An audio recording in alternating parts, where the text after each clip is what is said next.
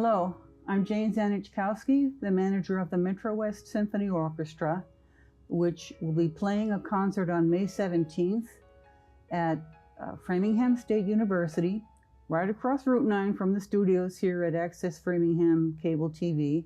And I'm talking with Kingsley Chen, who will be our piano soloist in Beethoven's Piano Concerto No. 2. So, hi, Kingsley. Hi. So we talked a little bit about the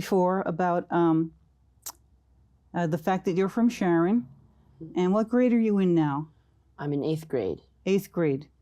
Do you know where you'll be going to high school? Yeah, I'm going to keep going to my town's high school, Sharon High School. Mm-hmm. About how old were you when you started to play piano?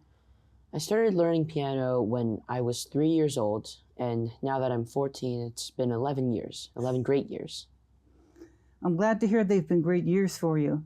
Now, I was reading about the concerto that you're going to be playing soon with the Metrowest, and Beethoven started writing it when he was a teen, and in 1795, the premiere of it took place in Vienna.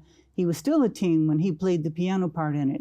So you're a teen, he was a teen. Do you feel like you might be growing a little like Beethoven?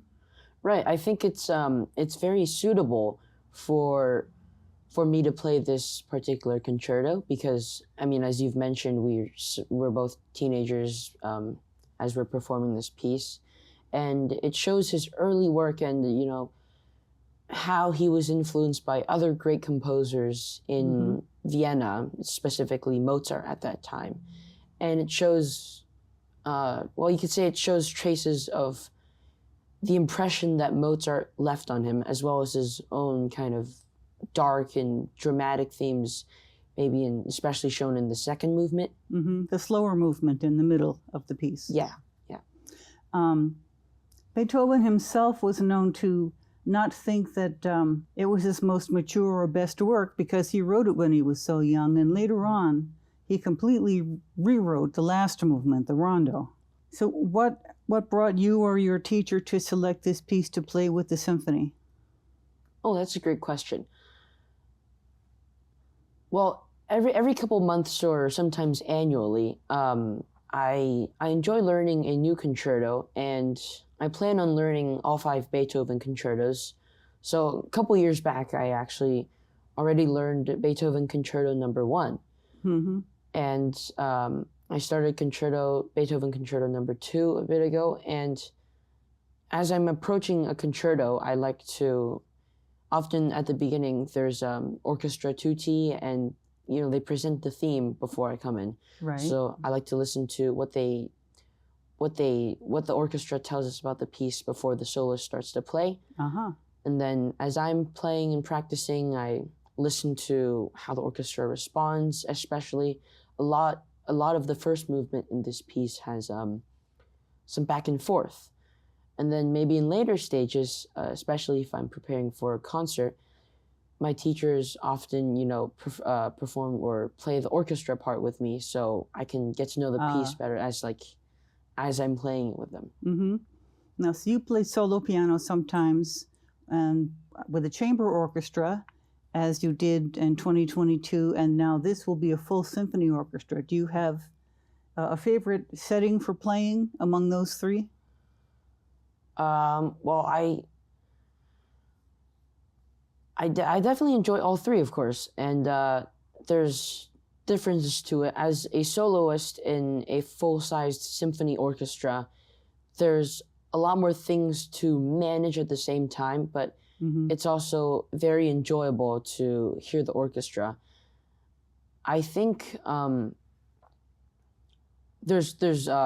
think all of it's very different, and people might think, it's just piano in different settings, but I prefer, as long as I'm performing, I think I prefer all of them, yeah. Good answer. Are there any great pianists whose recordings you listen to that inspire you, or do you have any favorites? In terms of great pianists, there's a lot of them. Of course, when they were learning piano, when they were maybe the same age as me, younger or older, they learned all about, the composers. And lots of different ones from different eras. But Mhm.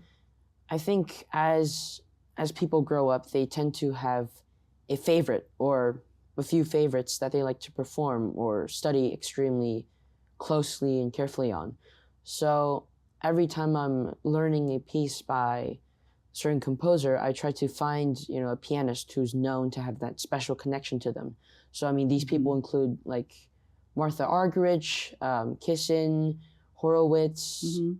Ashkenazi, Glenn Gould.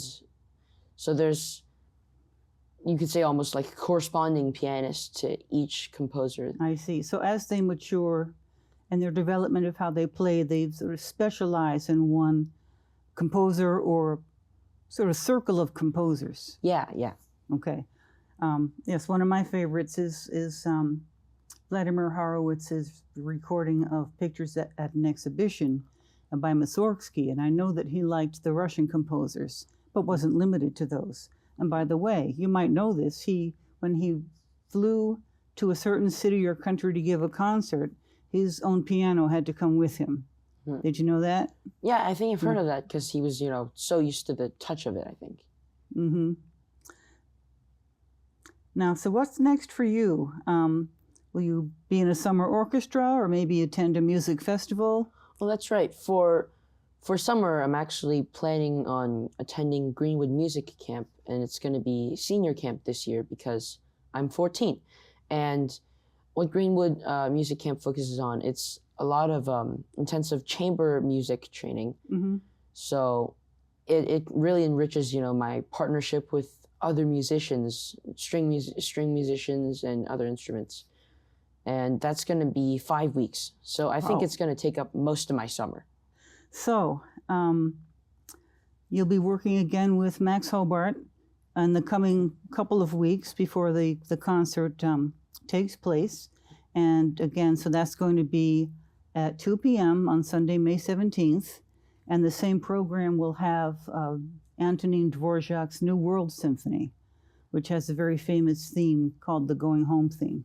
Are you familiar with that symphony? Yeah, I mean, I hear it a lot from my, musician friends that play other instruments. It's a symphony that a lot of people know very well. Well, we hope everyone will enjoy it, and thank you very much for coming here to Access Framingham and speaking with me. Thank you as well.